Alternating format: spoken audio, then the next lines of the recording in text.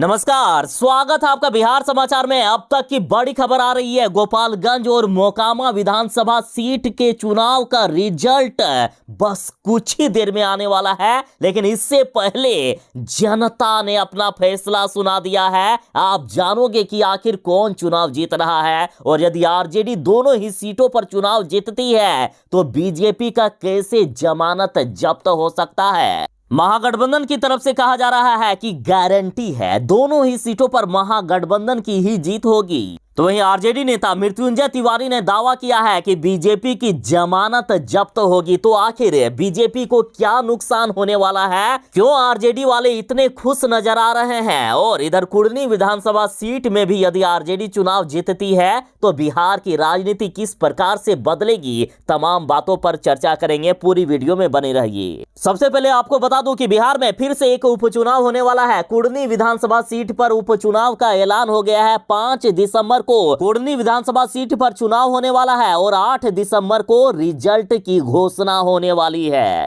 तो देखिए, यदि सभी चुनाव आरजेडी जीतती है तो बेचारे बीजेपी, इनकी हालात खराब हो जाने वाली है। मोकामा गोपालगंज में अगर आरजेडी की जीत हुई तो बिहार में बड़ा खेला हो जाएगा। मुख्यमंत्री नीतीश कुमार जी के साथ भी बड़ा खेला हो सकता है। यदि आरजेडी चुनाव जीतती है तो आरजेडी बिहार में महाशक्तिशाली पार्टी बन सकती है।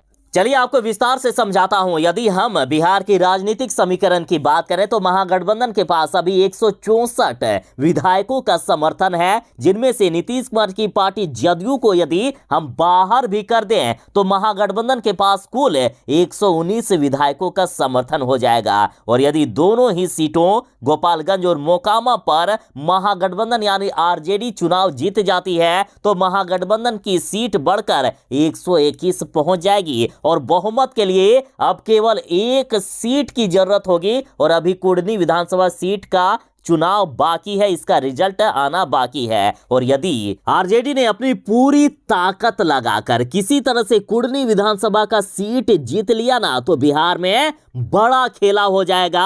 आरजेडी वाले मुख्यमंत्री नीतीश कुमार की पार्टी जदयू के बिना ही सरकार बना लेंगे। देखिए, बीजेपी वाले लगातार यही टारगेट कर रहे हैं कि किस तरह से मुख्यमंत्री नीतीश कुमार जी को आरजेडी से अलग कर सके। और पहले भी बीजेपी ने यही किया था। जब लालू और नीतीश की सरकार बनी थी, बीजेपी ने लालू यादव को फंसाकर जेल भेजवा दिया। नीतीश कुमार जी को अपने पक्ष में बीजेपी में शामिल कर लिया और बिहार में एनडीए की सरकार बन गई थी। लेकिन यहां तेजस्वी यादव बड़ी तैयारी कर लिए हैं कि बीजेपी वाले चाह कर भी कुछ नहीं कर पाएंगे यदि तीनों ही सीट आरजेडी जीत जाती है तो। देखिए, अभी इस सरकार के 3 साल बाकी हैं। 3 साल के अंदर यदि बीजेपी वाले किसी तरह से नीतीश कुमार की पार्टी जदयू को मान लीजिए काम धाम दंड भेज कुछ भी अपनाकर आरजेडी से अलग कर भी देती है, फिर भी कुछ भी नहीं बिगड़ने वाला है महागठबंधन का। और आपको ये भी याद है कि जीतन राम मांझी की पार्टी के पास भी 4 विधायक हैं,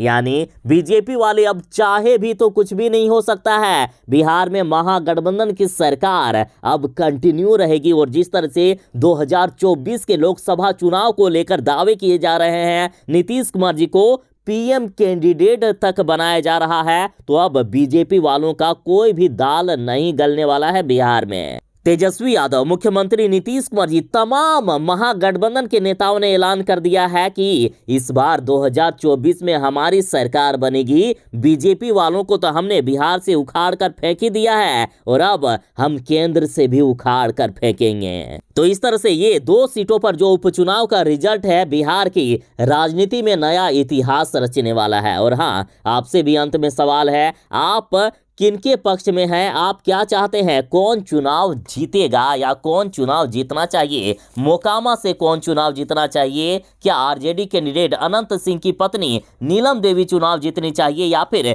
बीजेपी कैंडिडेट ललन सिंह की पत्नी सोनम देवी चुनाव जीतने चाहिए? गोपालगंज में आप किनके पक्ष में हैं? अपनी राय आप कमेंट में जरूर ही दीजिएगा। देखिए, आपकी राय बहुत ही जरूरी है। आपकी राय उपचुनाव से पहले रिजल्ट आखिर क्या होने वाला है, क्या एग्जिट पोल का रिजल्ट होने वाला है, ये सब तमाम बातों को तय करता है। तो चलिए मिलते हैं बस थोड़ी ही देर में नई खबरों के साथ, नई अपडेट के साथ।